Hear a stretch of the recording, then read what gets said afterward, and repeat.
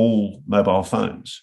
These mobile phones that are so ubiquitous that we use around the world now without even thinking, they are wide open to tapping, wide open. It's such a huge hole and it's never been fixed, because to fix it, you would actually need to change the whole architecture of mobile phone telephony. And I think it's really important that people know this, because I assume as a matter of course that all communications are compromised. I use communications systems that to a lot of people would look insane to protect the security of some of my more sensitive contacts. And that literally involves both of us logging on with a VPN and Tor software, going into the dark web and accessing a place in the dark web where we essentially leave messages for each other. That's about the only way a virtual dead letterbox that I can think of coming anywhere near being able to protect the confidentiality of a secure source. And I'll go to those steps. I'll go to those measures. And I've done speeches where I've talked about how wide open mobile phone telephony is. And I see, I was shortly before the lockdown was instituted here in Australia, I had lunch with a federal minister in our government who's in a very sensitive portfolio. And he was taking phone calls from his staff on his normal mobile. And I said, don't you have an encrypted phone? And he went, they're effing bullshit. He says bloody things, they just slow things down and you can't hear, And I said, yeah, but you realize how wide open these phones are? And he went, yeah, that's what ASD tell me all the time. And ASD is the Australian Signals Directorate. They're the people that they do the bugging with the National Security Agency as part of the Five Eyes, but they are also responsible for communications infrastructure security in this country. And, I know that ministers are warned all the time not to use mobile phones, but what they don't realise, and I emulated this in a program where I was in London and a bunch of hackers in Germany, all I'd done was give them my mobile. And I was in London and I said, I'm going to be having a phone call with a federal politician in Canberra in Australia at 7 p.m. London time. Can you hack me? And these German hackers from the Chaos Computer Club, working with a German company that, with legal authorization from the German government, were using a SS7 portal, which is a portal that opens on the internet to give you access to mobile phone telephony. They were able to hack my phone call by only knowing my phone number.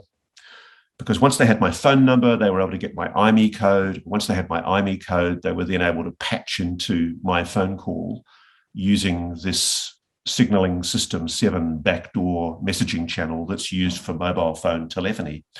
And I really think this is important. And I'm sorry if I'm sounding like a nerd for a moment, but if anybody wants to see my story about this, I'm pretty sure it's on the web. Just Google Ross Coulthart mobile phone telephony, 60 Minutes Australia.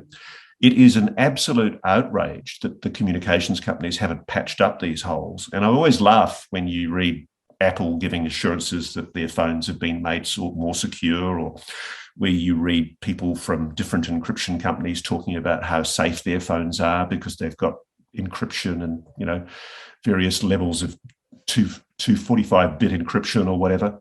The reality is that if you have the back door that exists in mobile phone telephony, mobile phones are wide open. All governments know this, and all spy organizations know this. And a lot of private corporations that sell data know this.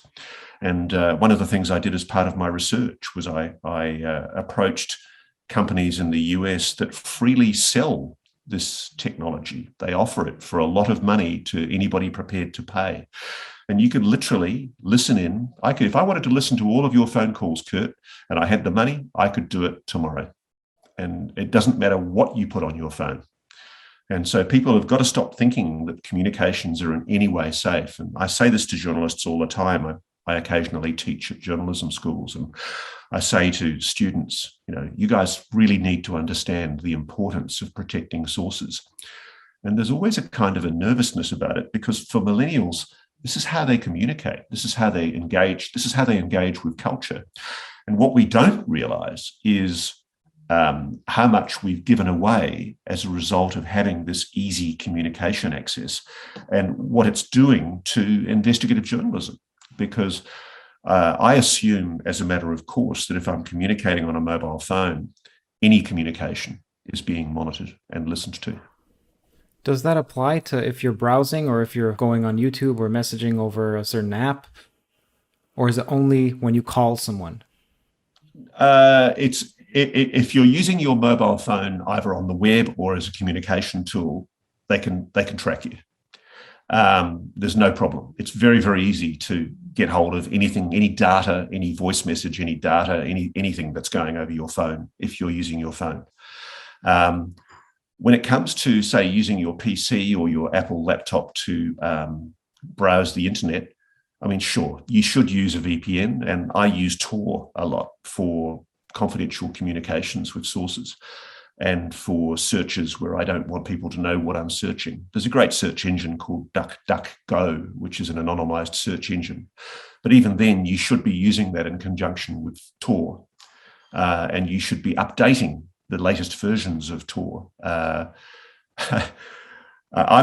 I'm also, I used for years a thing called PGP, Pretty Good Privacy, which was an encrypted system. And if people look, they'll find there are very similar systems like that that are commercially available. And again, because of Crypto AG, which I told you about earlier, I assume that all of these have got backdoors in them, and that a determined state aggressor can access any communications it wants to. I mean, there are Trojans that can be inserted on any mobile phone simply by you receiving that Trojan. You don't even have to click on it. So frankly, you know, if somebody wants to hack you, they can hack you. But am I really that important?